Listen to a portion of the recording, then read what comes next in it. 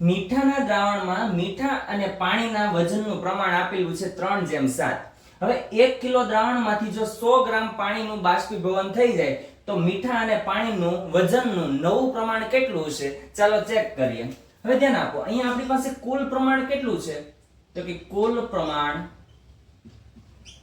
બરાબર, કુલ પ્રમાણ એટલે શું થાય? તો કે 3 + 7 બરાબર કેટલું થાય? 10. બરાબર, આ છે આપણું કુલ પ્રમાણ. બરાબર, કુલ ભાગ છે. પ્રમાણ, કુલ પ્રમાણનો મતલબ શું થાય? કુલ ભાગ. બરાબર, 3 ભાગનું મીઠું છે અને 7 ભાગનું શું આપેલું છે? પાણી. હવે ધ્યાન આપજો, વજન. બરાબર, મીઠા અને પાણીના વજન. બરાબર, પેલા જોઈએ મીઠાનું વજન. મીઠાનું વજન બરાબર, મીઠું કેટલું છે? તો કે 10 ભાગમાંથી 3 ભાગ. પણ કેટલામાં? 1 કિલોગ્રામ. 1 કેજી બરાબર કેટલા થાય? તો કે 1000 ગ્રામ થાય. કેટલું થાય? 1000 ગ્રામ. તો અહીં લખીશ 1000 ગ્રામ. બરાબર, 0 થી 0 કેન્સલ એટલે કેટલું મીઠું છે? તો કે 300 ગ્રામ મીઠું છે. બરાબર, હવે છે પાણીનું. પાણીનું વજન બરાબર કેટલું છે? તો કે 7 ભાગનું પાણી છે. 10 ભાગમાંથી 7 ભાગનું પાણી છે.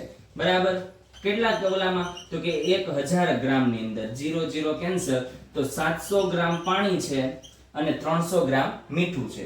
હવે 100 ગ્રામ નું શું થઈ જાય છે? પાણીનું બાષ્પીભવન. 700 માંથી 100 ગ્રામ જતું રહે. બરાબર, તો આપણી પાસે પાણી વધે કેટલું? તો જોઈએ નવું પ્રમાણ. નવું પ્રમાણ કોનું? તો કે મીઠું અને પાણી. મીઠું કેટલું છે? તો કે 300 ગ્રામ. બરાબર, અને પાણી કેટલું છે? 700 ગ્રામ. પણ 700 ગ્રામ માંથી 100 ગ્રામ નું શું થઈ ગયું? બાષ્પીભવન થઈ ગયું. બરાબર, તો વધે કેટલું? તો કે 600 ગ્રામ. ગ્રામ ગ્રામ ગયા, 0 0 ગયો, 0 0 ગયો, તો વધ્યું કેટલું? 3/6 છેદ ઉડાડો એટલે જવાબ આવે 1/2. બરાબર, તેથી પ્રમાણ માપ શું આવે?